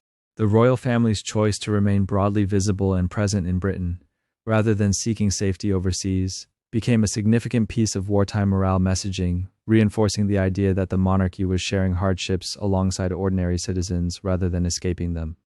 Some historians view this decision as a genuinely meaningful act of solidarity, one that strengthened public affection for the monarchy during an incredibly difficult period of sustained bombing and uncertainty. Others argue the framing conveniently overlooks the obvious point that Windsor Castle, however uncomfortable, was nowhere near as dangerous as the frontline conditions faced by ordinary evacuated children sent to unfamiliar homes or overseas relatives. Critics have also noted that the family's version of staying and suffering alongside the public came with considerably more resources, protection, and comfort than what most wartime evacuees experienced. Whether it represented genuine shared sacrifice or a carefully managed public relations narrative probably depends on how generously you're inclined to interpret wartime leadership decisions made under extraordinary pressure. What's clear is that the choice shaped public perception of the monarchy for generations, turning a private family decision into one of the more enduring symbols of British wartime resilience. 36. Balmoral's private ownership. And speaking of royal decisions that quietly shape things for generations, let's talk about a Scottish estate with an ownership structure most people assume works exactly like every other royal residence, until you actually look closer. Balmoral Castle, nestled in the Scottish Highlands, was purchased privately in 1852 by Prince Albert on behalf of Queen Victoria, making it fundamentally different from residences like Buckingham Palace or Windsor Castle, which are technically held in trust for the nation rather than owned outright by any individual. Because Balmoral was bought with personal funds rather than public ones, it has remained private property passed directly through personal inheritance from monarch to monarch, completely separate from the Crown estate that manages most other significant royal properties. This distinction matters more than it might initially seem, because privately owned estates like Balmoral aren't subject to the same public disclosure requirements or parliamentary oversight that governs Crown estate properties used by working royals. The estate itself spans roughly 50,000 acres of Scottish countryside, including forests, moorland, and traditional grouse and deer hunting grounds that have made it a favored family retreat for over a century and a half. Perhaps most notably, transfers of private property like Balmoral between monarchs are exempt from the inheritance tax that would apply to virtually any other privately owned estate of comparable value passing between family members in Britain. This exemption was formalized through an agreement in the 1990s, designed specifically to prevent significant royal assets from being broken up or sold off simply to cover enormous tax bills every time the throne passed to a new monarch. Critics have long argued that this arrangement grants the royal family a financial advantage unavailable to virtually any other private citizen, raising fairness questions that resurface periodically whenever royal finances make headlines. Defenders counter that maintaining historically significant estates intact across generations serves a broader public and cultural interest, one that occasional tax exemptions arguably help preserve rather than undermine. Balmoral gained renewed public attention in September 2022, when Queen Elizabeth II passed away at the estate, prompting fresh conversations about exactly how much of the royal family's wealth exists outside standard public transparency requirements. Because private estates like Balmoral don't require the same financial disclosures as Crown estate properties, the full value of holdings like this remains somewhat difficult to independently verify, leaving room for considerable public speculation. Some royal watchers argue this opacity is a reasonable extension of ordinary property privacy rights that any family might expect. Others suggest that an institution funded significantly by taxpayers deserves considerably more transparency around exactly what remains conveniently classified as personal rather than public property. 37. Sandringham's private ownership. And speaking of royal properties that quietly sidestep the usual rules of public ownership, let's head down from the Scottish Highlands to the flatlands of Norfolk, where another beloved estate operates on a similar private footing. Sandringham House was purchased in 1862 by Queen Victoria for her son, the future King Edward VII, using funds that came directly from the royal family's personal wealth rather than public coffers.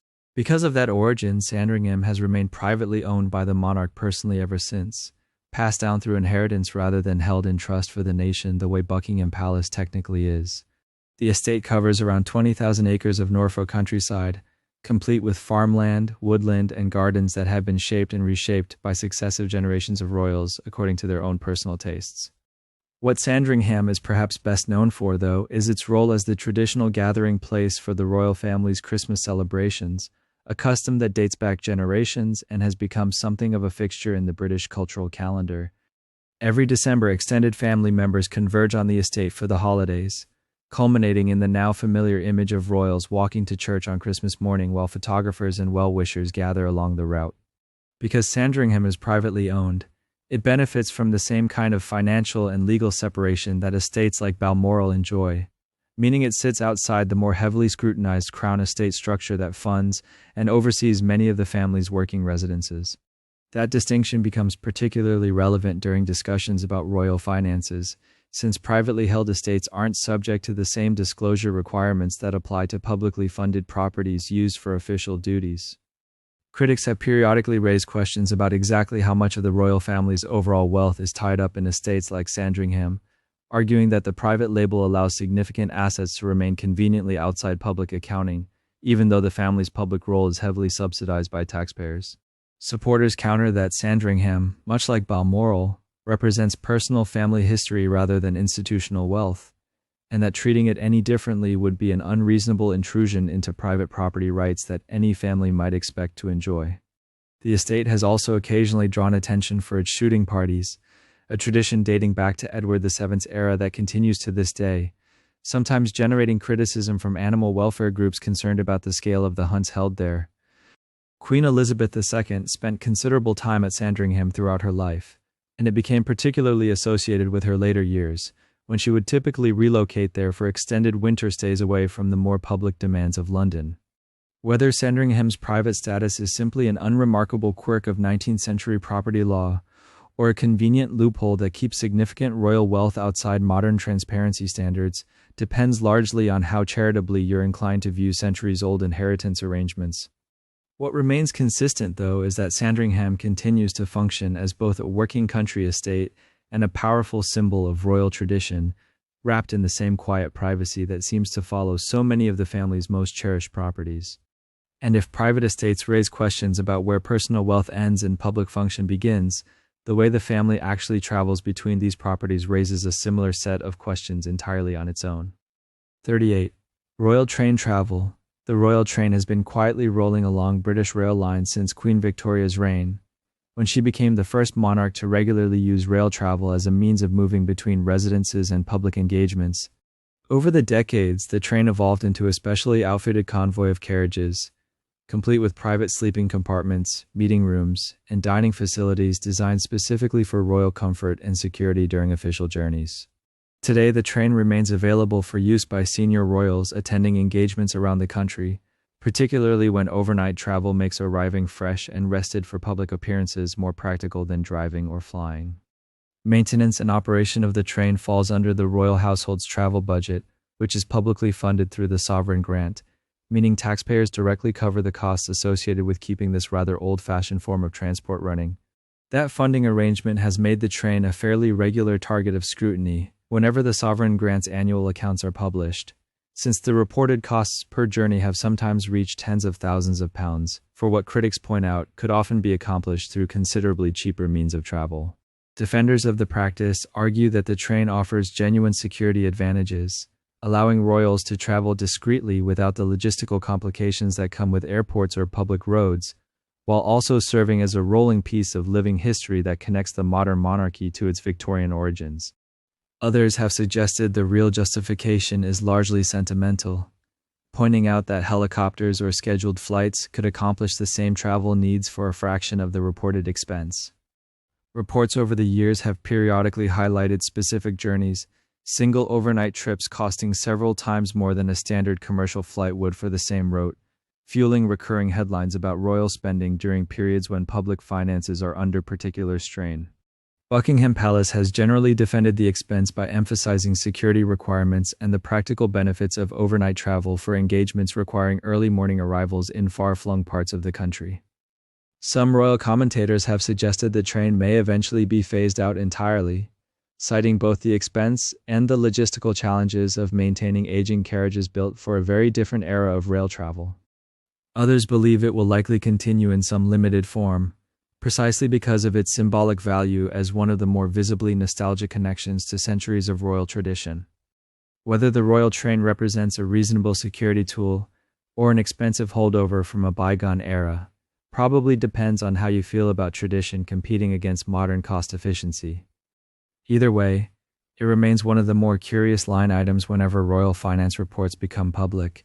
And speaking of curious exceptions to ordinary rules, there's an even stranger one involving how the late Queen was legally allowed to drive at all. 39. The Queen's private cars. Here's a peculiar legal fact that tends to surprise people the first time they hear it. Queen Elizabeth II drove for most of her life without ever holding an actual driving license. The reason comes down to a quirk of British law, rather than any special royal exemption written specifically for her. Driving licenses in the United Kingdom are technically issued in the name of the reigning monarch, since it's the crown that grants the authority to drive on public roads in the first place. Because of that legal structure, the monarch herself was never required to hold a license, since the entire licensing system essentially exists as an extension of her own authority. This meant Elizabeth could legally drive without displaying number plates or carrying identification most drivers are required to have, though in practice she mostly limited her driving to private estates like Balmoral and Sandringham rather than public roads. She was famously photographed behind the wheel of Land Rovers on royal estates well into her 90s, often driving guests, including visiting dignitaries across private grounds herself. One particularly memorable moment involved Elizabeth driving Crown Prince Abdullah of Saudi Arabia around the Balmoral estate, reportedly surprising him given that women were not permitted to drive at all in Saudi Arabia at the time. The Queen also had extensive driving experience from her wartime service, having trained as a mechanic and military driver during the Second World War through the Auxiliary Territorial Service, making her arguably more qualified behind the wheel than most people who actually needed a license. Beyond the private estates, Elizabeth was occasionally seen driving on public roads near her properties as well, technically permissible under her unique legal status, even though ordinary drivers would face significant penalties for operating a vehicle without a license or plates. This exemption has occasionally sparked lighthearted commentary about the strange logic of a system where the person legally responsible for issuing licenses to everyone else simply doesn't require one herself. Other senior royals do hold standard driving licenses and are subject to the same rules as any other driver, meaning the exemption applies specifically to the monarch rather than the family more broadly. Some royal historians view the exemption as a fairly harmless technicality, a leftover from centuries of legal tradition treating the sovereign as the ultimate source of civil authority rather than someone subject to their own government's regulations. Others find it a small but telling example of how many ordinary rules simply don't apply the same way once you reach the very top of Britain's constitutional structure. Whether you find it charming, unsettling, or simply an amusing footnote in royal trivia, it remains one of the odder legal realities tucked quietly behind decades of Land Rover photographs on Scottish estates. 40. The monarch's passport exception. Here's another legal oddity that follows the same logic as the Queen's driving license loophole. The British monarch does not need a passport to travel internationally. The reason is almost identical to the driving license situation. UK passports are issued under the authority of the Crown, meaning they're technically issued in the sovereign's name. Every passport in Britain carries a request from the Home Secretary on behalf of Her or His Majesty asking foreign governments to allow the bearer to pass without hindrance. Since the monarch is the one the request is being made in the name of, it would be a bit strange for them to need permission from themselves. So Queen Elizabeth traveled the world for 70 years without ever carrying a passport. King Charles continues the tradition today. This isn't some hidden royal perk buried in obscure legislation. It's baked directly into how the passport system works at its most basic level. Other members of the royal family do not get this exemption. Prince William, Prince Harry, Princess Anne, they all carry standard passports like everyone else, just without the need to state their occupation, which is normally required on British passport applications. Apparently, future king doesn't fit neatly into the standard occupation field. Immigration officials around the world are still expected to recognize the monarch on sight rather than checking documents, which raises an interesting question about what would happen if a border agent simply didn't recognize them. In practice, this has never really been tested, since royal travel is typically arranged well in advance through official channels, with foreign governments notified long before the monarch's plane touches down. Security teams, diplomatic staff, and government liaisons handle the logistics so smoothly that the passport question never actually comes up in any meaningful way. Critics of the monarchy sometimes point to this exemption as a small but telling example of how the entire legal system is built around treating the sovereign as fundamentally different from everyone else, technically above the very documentation requirements that keep the modern nation-state functioning. Supporters shrug it off as a harmless technicality with essentially zero practical impact on anyone's daily life. Either way, it's a strange little fact that tends to surprise people the first time they hear it, right alongside the driving license exemption. Another reminder that the rules Britain enforces on everyone else were never really designed with the person at the very top of the system in mind.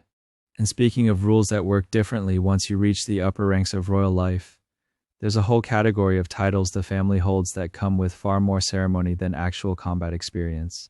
41. The royal family's military titles. Senior members of the royal family hold an impressive list of military titles, honorary colonelcies, regimental patronages, and ceremonial ranks across the Army, Navy, and Royal Air Force. Most of these titles are exactly what they sound like, symbolic positions meant to maintain the monarchy's centuries-old relationship with the armed forces rather than actual operational roles. Prince William, for example, holds ceremonial appointments tied to multiple regiments, appearing at parades, inspections, and formal military events in elaborate uniforms covered in medals and insignia. Princess Anne has held several honorary military titles as well, representing the family's connection to the armed forces at official functions without direct command responsibilities. But here's where it gets more complicated. Some royals have genuinely served in the armed forces in real operational capacities before or alongside picking up these ceremonial titles.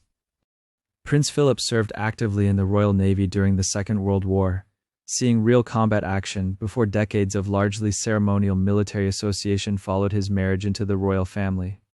Prince Andrew served as a helicopter pilot during the Falklands War in 1982, flying missions that put him in genuine danger, a fact that occasionally gets overlooked given how his reputation has changed in more recent years.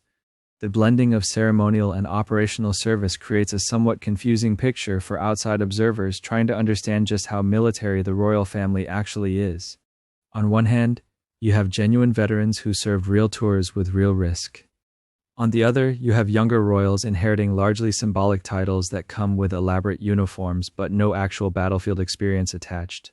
Critics have occasionally questioned whether the sheer volume of honorary titles dilutes the meaning of military service, essentially treating serious institutions as decorative accessories to royal image building.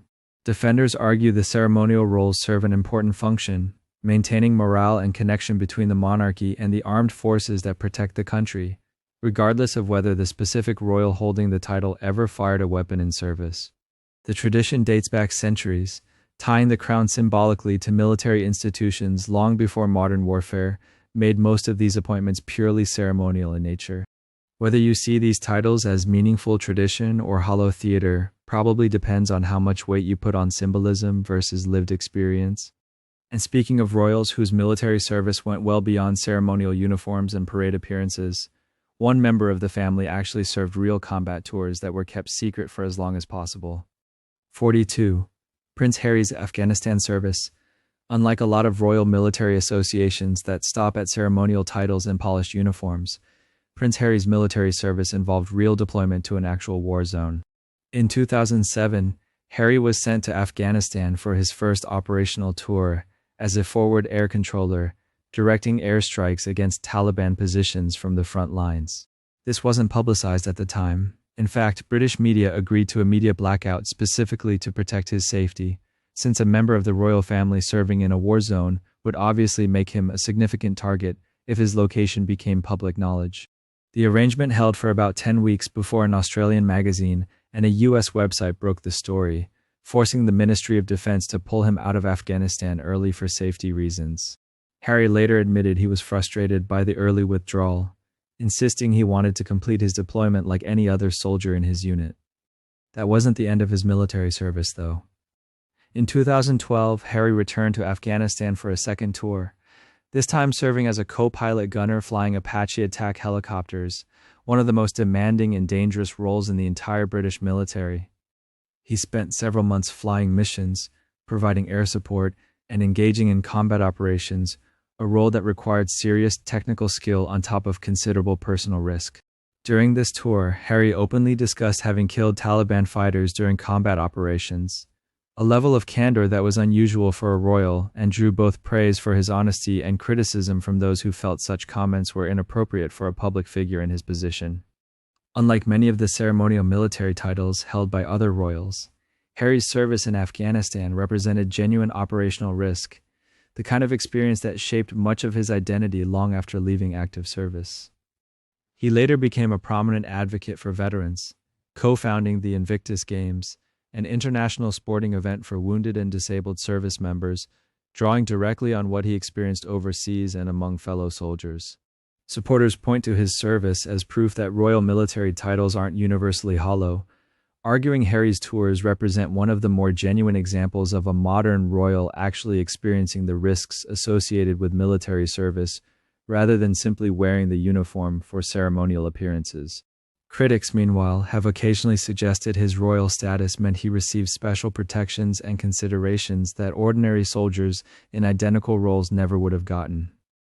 Whatever your take, his 2 tours in Afghanistan remain one of the more genuinely dangerous chapters in recent royal history, a sharp contrast to the largely symbolic military connections held elsewhere in the family. 43. Princess Anne's kidnapping attempt. And speaking of royals who faced genuine danger rather than ceremonial risk, Princess Anne once found herself in a situation far more terrifying than any parade ground could produce. In March 1974, Princess Anne was being driven back to Buckingham Palace along the Mall when a car suddenly cut off her vehicle and forced it to stop.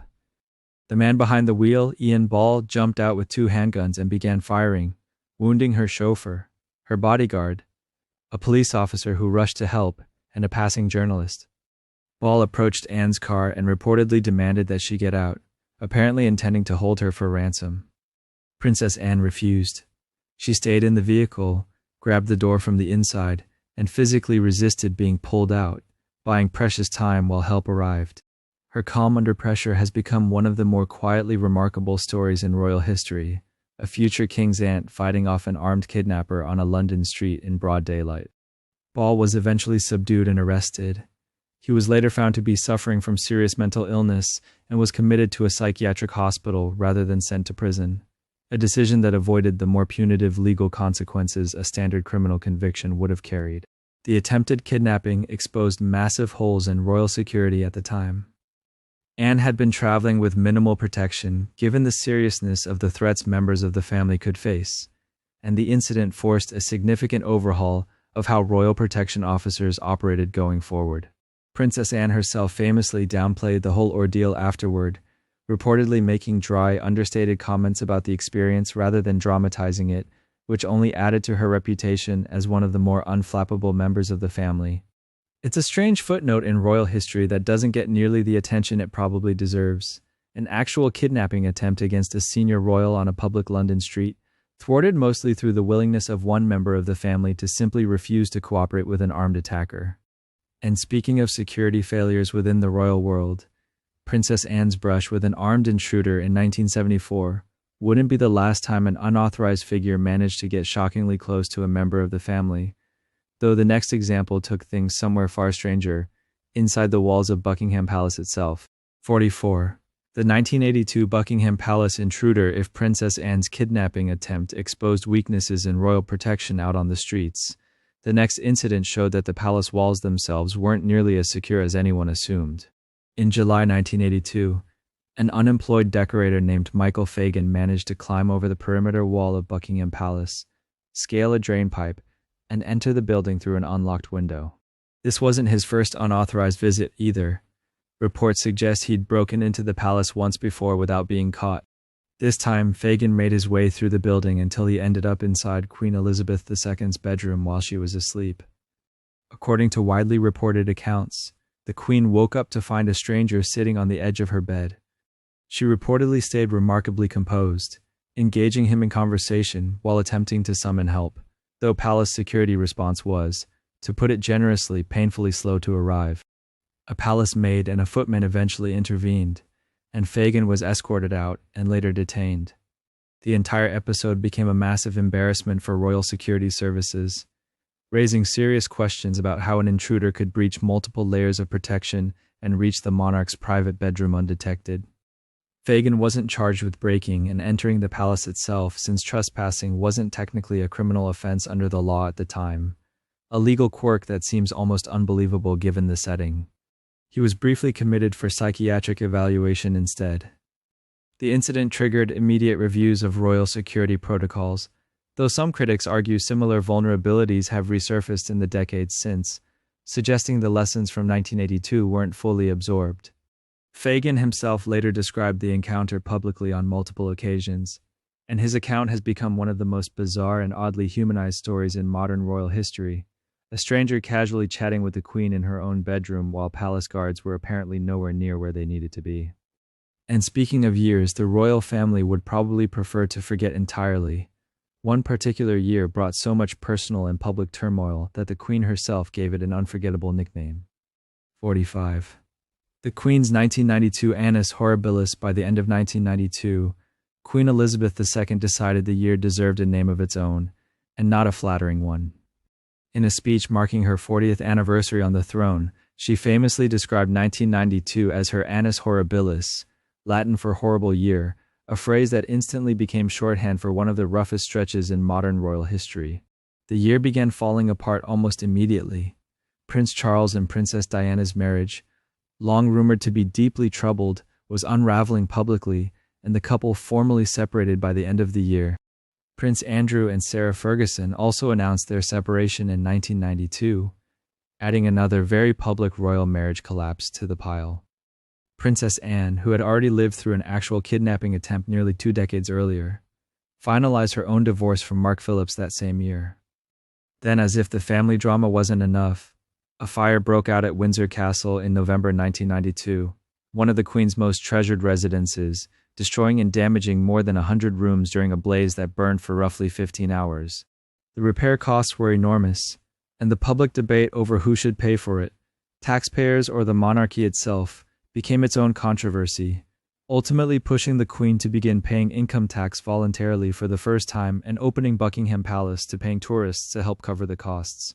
On top of the fires and divorces, leaked private phone conversations and increasingly aggressive tabloid coverage of the royal family's personal lives added to the sense that the institution was under siege from every possible direction.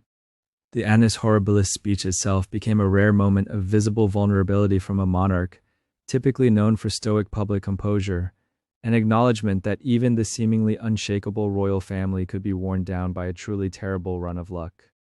Historians and royal commentators have often pointed to 1992 as a turning point, the year the modern monarchy's carefully maintained image of stability and quiet dignity started cracking in full public view, setting the stage for even rockier years still to come. 46. Princess Margaret's unapproved romance. And speaking of years that tested the monarchy's rigid rules around love and duty, decades before Charles and Diana's marriage fell apart in public view, Princess Margaret found herself trapped in a romance the entire establishment seemed determined to crush. In the early 1950s, Margaret fell in love with Group Captain Peter Townsend, a decorated Royal Air Force officer who had served as an equerry to her father, King George VI. There was just one enormous problem. Townsend was a divorced man, and in the Britain of that era, divorce carried a level of social and religious stigma that made marrying him almost unthinkable for a senior member of the royal family. The Church of England, which the monarchy is directly tied to as its supreme governor, did not recognize divorce, and remarrying a divorced person while their former spouse was still living was considered deeply improper for anyone connected to the crown. Margaret was told plainly that if she wanted to marry Townsend, she would likely need to give up her royal titles, her income from the civil list, and her place within the family's official life. Behind palace walls, government officials, church leaders, and courtiers reportedly worked together to make the relationship as difficult as possible, including reassigning Townsend to a diplomatic post overseas to physically separate the couple. Margaret spent years caught between personal happiness and royal duty, and the press covered every rumor and development with an intensity that mirrored, in some ways, the media storms that would later surround her own niece by marriage, Diana. In 1955, Margaret ultimately announced she would not marry Townsend, citing her sense of duty to the Commonwealth and the Church's teachings on marriage. She later married photographer Anthony Armstrong Jones instead, a relationship that also ended in divorce years afterward, which many royal historians have noted as a bitterly ironic twist, given how much the family had sacrificed to prevent her earlier match. The Townsend affair remains one of the clearest examples of how rigidly the institution once enforced its own rules, even at the cost of a family member's personal happiness. And speaking of royal relatives whose personal lives became the subject of intense public speculation, one figure from an earlier generation found his name attached to rumors far darker than any failed romance. 47. Prince Albert Victor rumors. Prince Albert Victor, the eldest son of the future king, Edward VII and grandson of Queen Victoria, lived a life that historians generally describe as unremarkable by royal standards, right up until his name became attached to one of the most notorious criminal mysteries in British history. Starting decades after his death in 1892, various authors and amateur theorists began floating the idea that Albert Victor, sometimes referred to by the nickname Eddie, was secretly connected to the Jack the Ripper murders that terrorized London's Whitechapel district in 1888. Some versions of the theory suggested he was the killer himself. Other, more elaborate versions claimed he had fathered a secret child with a shopgirl, and that the murders were part of a royal cover-up orchestrated to protect the family from scandal. It's worth stressing clearly that virtually no serious historian or criminologist gives these theories any real credibility. Albert Victor has documented alibis placing him elsewhere during several of the murders, and there's no solid evidence tying him to Whitechapel or to any of the victims. The theories appear to have grown largely out of sensationalized 20th century books and documentaries that found royal conspiracy far more marketable than the far more mundane reality of his life. Despite the lack of evidence, the rumors proved remarkably durable, resurfacing periodically in television specials, novels, and internet discussions that continue circulating his name alongside one of history's most infamous unsolved cases. Some researchers have suggested the persistent fascination says less about Albert Victor himself and more about a broader cultural appetite for imagining that the wealthy and powerful must be hiding something monstrous behind their respectability. Albert Victor died of influenza in 1892 at just 28 years old, years before most of these theories were even proposed, and his actual historical legacy remains fairly thin compared to the elaborate mythology built up around him. It stands as a strange case study in how a royal family member with little independent notoriety became permanently linked to a legend almost entirely built on speculation rather than fact. And speaking of uncomfortable historical connections that researchers have spent years trying to untangle from myth and speculation, one line of inquiry has focused not on individual scandal but on the institution's own financial history. 48. The royal family slave trade links, unlike rumors, built on speculation. This next area of scrutiny is rooted in documented financial records and institutional history that scholars have spent years piecing together. Historians and researchers have examined the ways in which past British monarchs, along with royal-adjacent institutions, held financial stakes connected to the transatlantic slave trade. Records show that King Charles II, who reigned in the late 17th century, granted a royal charter to the Royal African Company, an enterprise heavily involved in transporting enslaved people from West Africa. His brother James, who later became King James II, served as the company's governor for a period, directly tying senior royal figures to an organization historians widely regard as one of the largest institutional participants in the slave trade of its era. Some historical documents suggest members of the royal family personally profited from investments connected to these ventures, though the exact financial details and the extent of individual involvement remain subjects of ongoing academic research and debate. In more recent years, researchers working with the royal household have publicly acknowledged these historical ties, and Buckingham Palace has supported academic efforts to examine archival records more closely, including granting access to historians studying the Crown's documented connections to the slave trade. Some Commonwealth nations and advocacy groups have pointed to this history while raising broader questions about reparations and formal acknowledgement, arguing that the institution's wealth and influence were built in part on systems of exploitation. Buckingham Palace has stated that the king takes the issue profoundly seriously and has expressed support for continuing historical research into the topic. It's important to note that interpretations of exactly how much personal profit various monarchs drew from these ventures, and what modern responsibility that history might carry, remain actively debated among historians, descendants of affected communities, and constitutional experts. What isn't in dispute is that the documented charters, company records, and family correspondence show a real and traceable institutional connection between the Crown and the slave trade during a specific stretch of British history. It's a chapter that continues to shape modern conversations about the monarchy's past, its wealth, and what accountability, if any, looks like for institutions built centuries ago under very different moral standards than the ones we hold today. And speaking of institutions built on centuries of tradition suddenly colliding with brand new technology, the coronation of Queen Elizabeth II in 1953 became an unexpected turning point for an entirely different kind of British institution, the television set. When Elizabeth's coronation was being planned, senior palace advisors and government officials were reportedly hesitant about allowing TV cameras into Westminster Abbey at all. Winston Churchill himself, serving as Prime Minister at the time, expressed concerns that broadcasting the deeply religious and ceremonial event live could cheapen its solemnity or expose the young queen to unflattering scrutiny during such a physically demanding ceremony. Some officials worried that TV was simply too casual a medium for something as sacred as the anointing of a monarch. Elizabeth herself reportedly pushed back against these objections, insisting that her coronation should be shared with the public who were, after all, the people she was being crowned to serve. The compromise allowed cameras throughout most of the ceremony, with only the most intimate religious moment, the anointing, kept away from the lens. The gamble paid off in ways almost nobody predicted. Families who had never owned a TV set suddenly rushed to buy or rent one, crowding into neighbors' living rooms and local pubs just to catch a glimpse of the event unfolding in real time. Television ownership in Britain reportedly surged dramatically in the months surrounding the coronation, with historians often citing it as one of the single biggest catalysts for mass television adoption in the country. An estimated 20 million people in Britain alone watched the broadcast, an enormous number for the era, while millions more tuned in internationally through recorded footage flown overseas within hours. What began as a cautious experiment in royal transparency ended up reshaping British domestic life, embedding television into households almost overnight, and setting a precedent that the monarchy could actually benefit from being seen up close rather than kept at a careful distance. It's a moment many historians point to as the beginning of the modern relationship between the royal family and mass media, for better or worse. And speaking of decisions made to protect the monarchy's public image, the family's very name has its own surprisingly recent and complicated backstory.